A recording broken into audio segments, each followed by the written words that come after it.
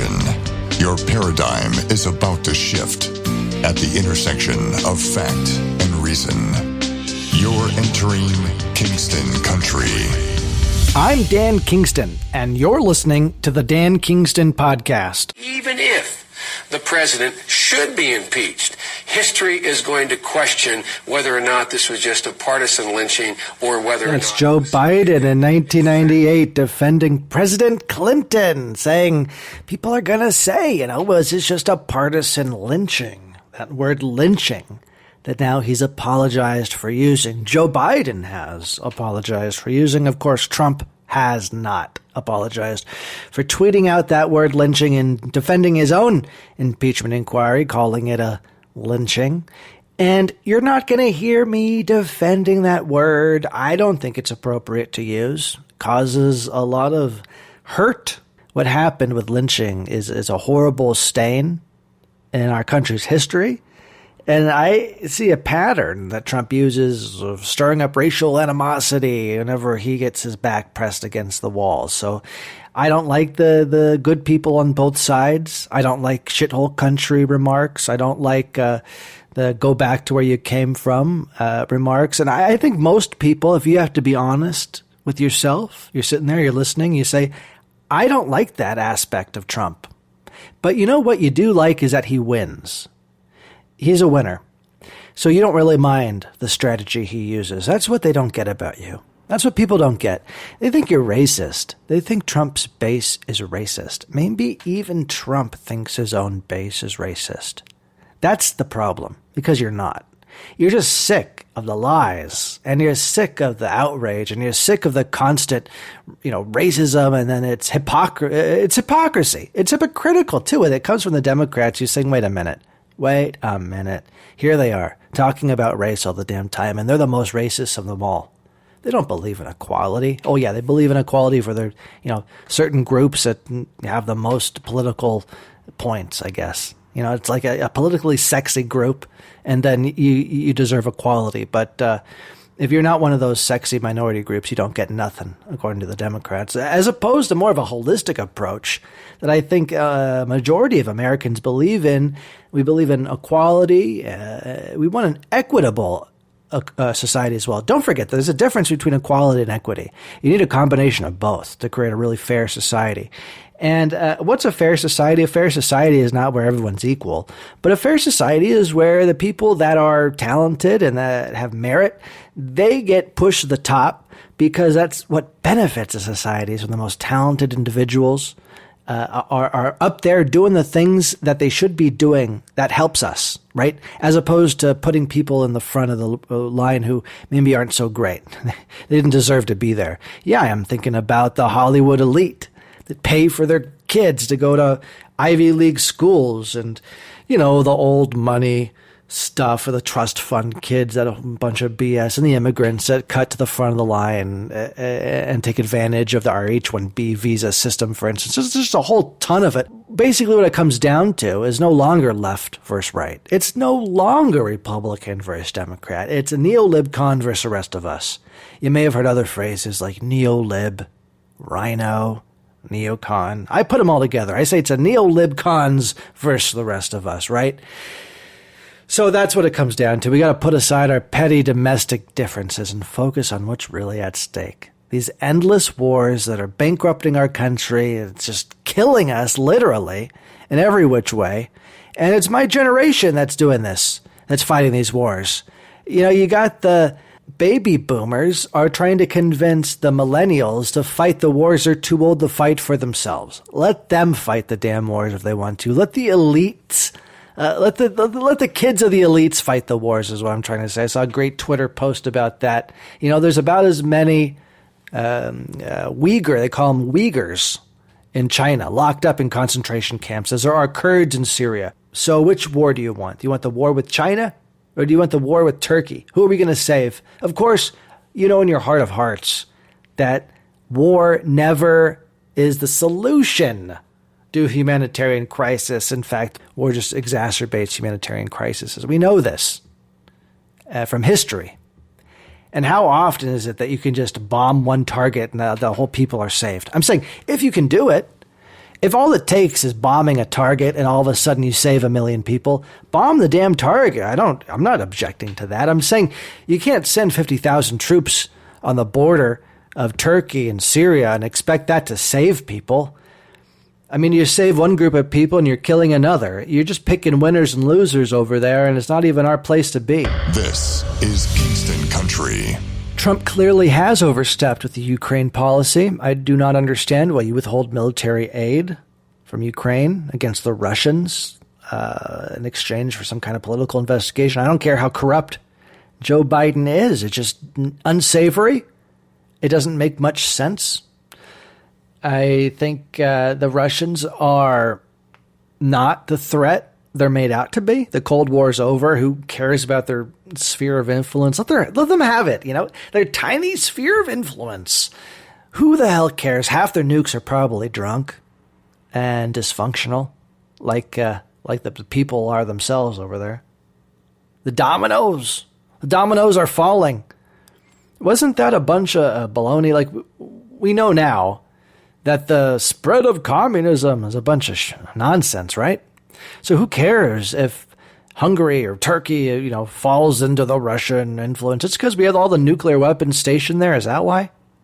I thought we had like the nuclear triad. We got nukes everywhere. Why do we need it so badly to have these nukes in Turkey or wherever the hell we might have them? We got the air supremacy. We got stuff we can send down from satellites, If not, why not? We should have satellite lasers by now that should be able to zap people and assassinate people. I'm sure the NSA is working on that, or the CIA, or whoever. Secret agency is in charge of satellite defense. Laser beams on sharks, that's nothing compared to laser beams on satellites.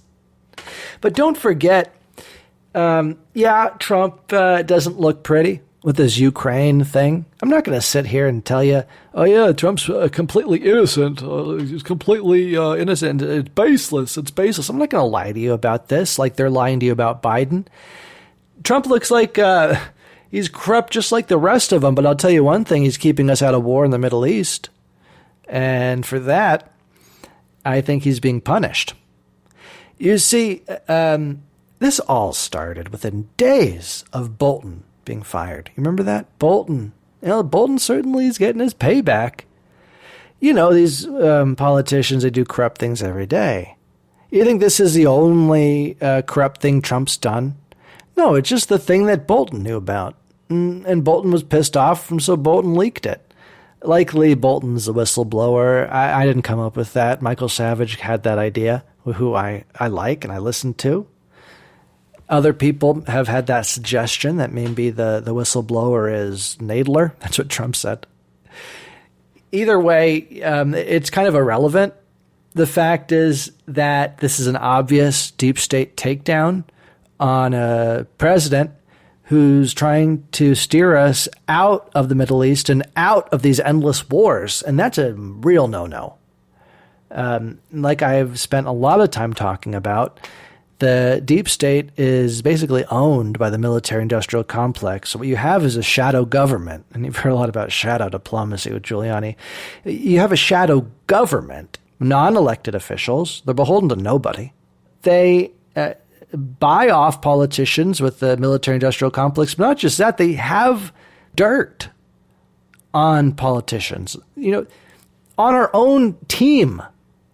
And they use that to force our politicians, your elected representatives, to do their bidding. And mostly that happens to be war, okay? In the Middle East right now, that's what it is. And no matter what you think about it, the money that they get from the military-industrial complex and the secrets that the deep state has on them, it's just too much. It's too much. It's more powerful than your vote. And so they have to twist it in a way where you don't realize that they've been basically compromised. And Trump is compromised. He's been compromised. But instead of playing into it, instead of saying, hey, okay, you got me, I'll do whatever you say, like most of these neolibcons do, by the way, and that's what I call him, a neolibcon. Trump is fighting it, and for that he's been punished every step of the way. They spin it and make him look as absolutely as horrible as possible. And he's unconventional politician. He's unconventional president, so it's pretty easy for them to make him look like dirt. And that's exactly what they're doing. Yesterday, President Vladimir Putin committed his military to joint security patrols with Turkish forces to enforce the ceasefire in northern Syria. Yes, there is a ceasefire. Of course, you don't hear much about it because I thought Trump just abandoned the Kurds to be slaughtered as the simplistic, lobotomized portrayal of what's happening that they're not correcting. We know now that Erdogan was committed to the invading.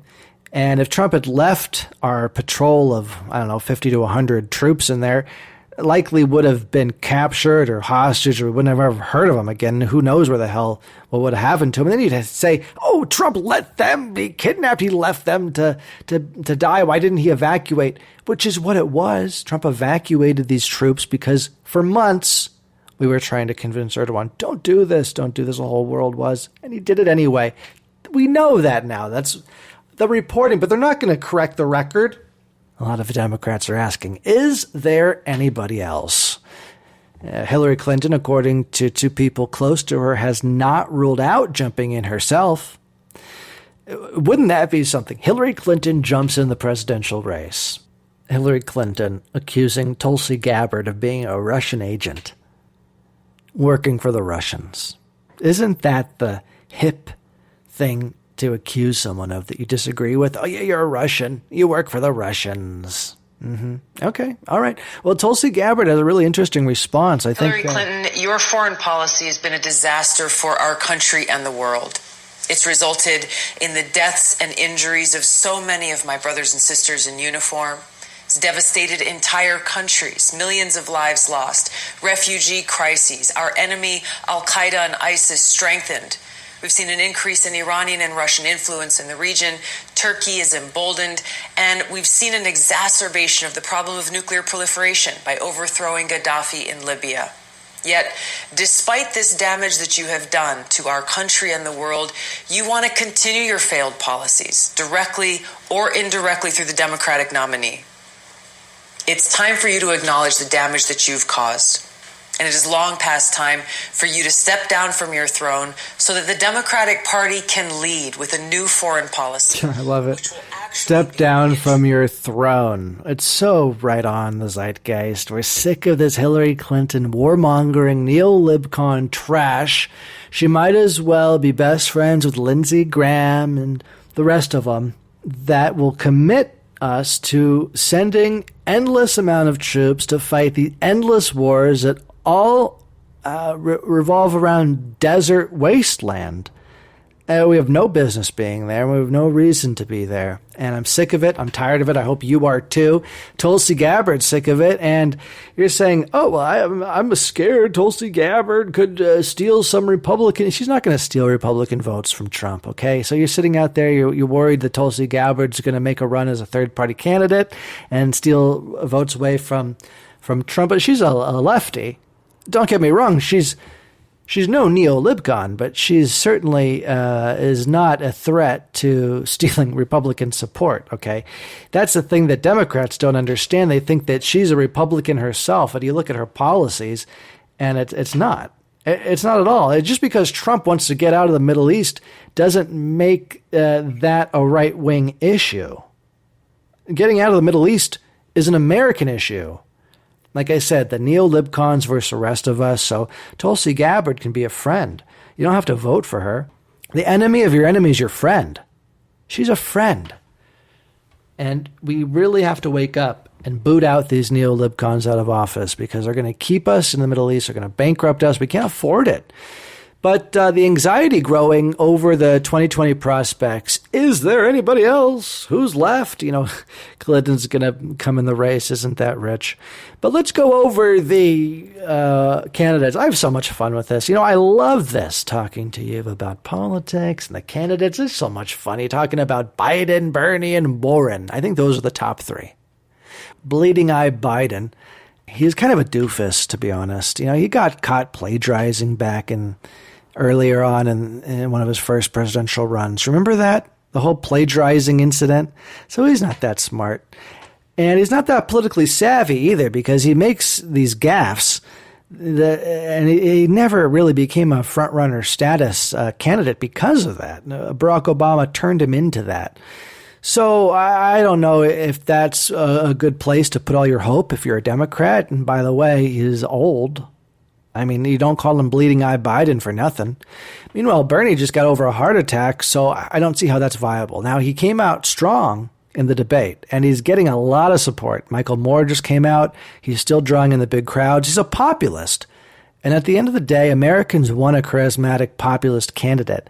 So don't count out Bernie, but the fact is you can't have heart attacks as president, and I don't see how an 80-year-old president's viable. He's going to be 82 by the end of his first term. I don't see how that works. Warren, meanwhile, is twitchy. She's so twitchy, but she has to be the de facto frontrunner if you count out Biden and Bernie, who are the 80-year-old candidates by the time they're in their first term. That doesn't work. So Warren, I guess by default, then becomes a frontrunner. But her policies are super liberal. People are worried that, that she's too liberal, too much like Bernie. She's like the socialist Bernie, but without the populist support. So she doesn't have the groundswell of support that Bernie has. And I guess she's hoping and banking on the fact when Bernie drops out, then she'll get that support. Bernie might endorse Warren and the squad, right? AOC and Ilhan Omar and the rest of the squad that endorsed Bernie. Well, maybe they'll throw their support behind Warren too, and maybe that'll be enough. But I'll tell you, she's not charismatic.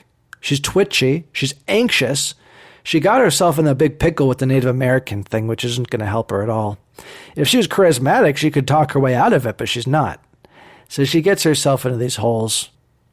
But I do think she'll become the nominee.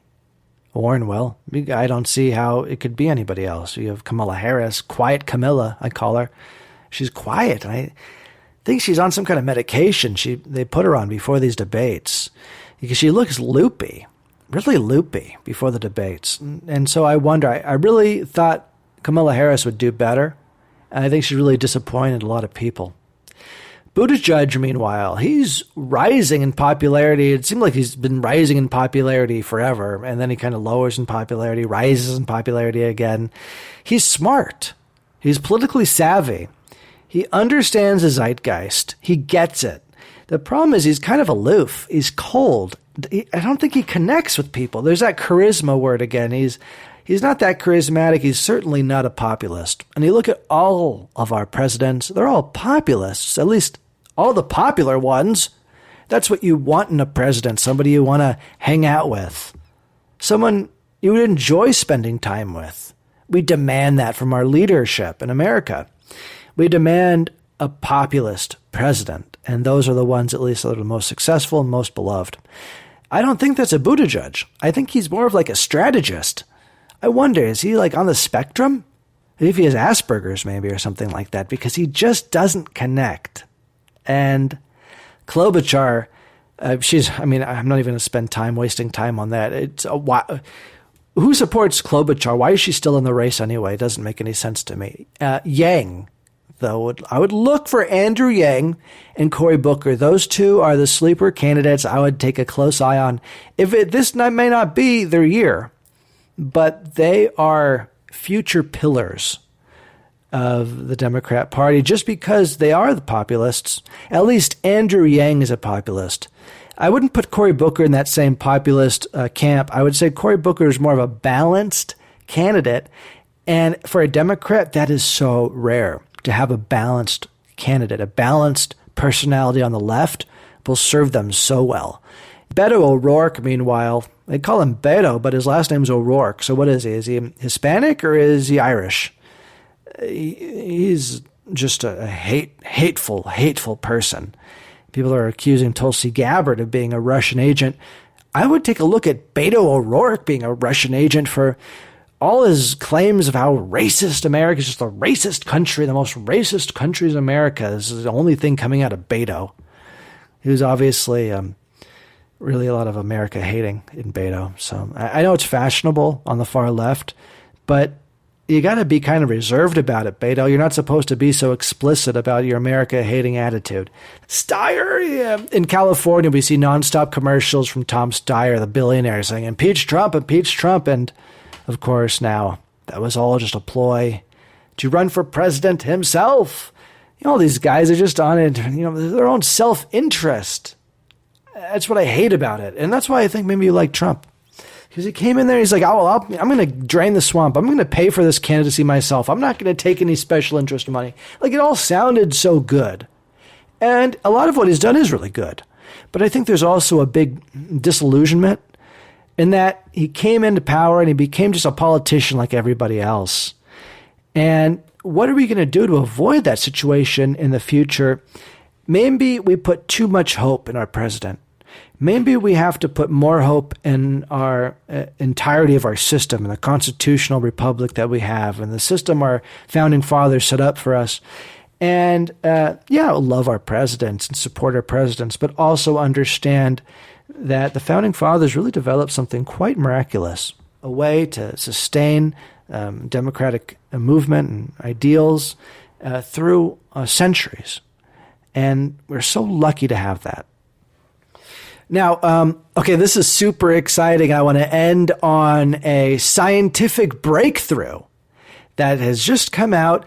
Google has claimed quantum supremacy. What can we do with this? Well, basically hack, break encryption codes, because this claim, which has since, I guess, disappeared, but it was a claim made by Google scientists. They had achieved this quantum supremacy, that they can basically do a calculation that would otherwise take, I think they claimed like 10,000 years to do.